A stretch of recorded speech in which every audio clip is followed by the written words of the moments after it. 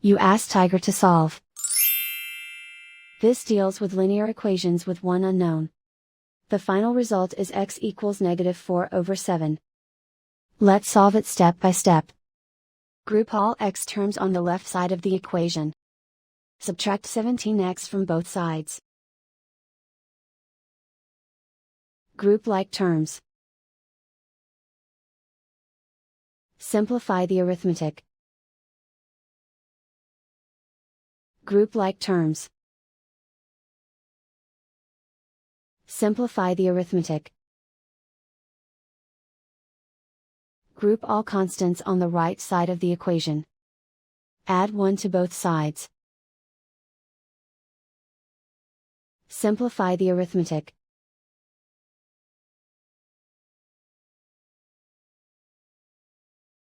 Isolate the x. Divide both sides by -7. Cancel out the negatives. Simplify the fraction. Move the negative sign from the denominator to the numerator. And so the final result is x equals -4/7.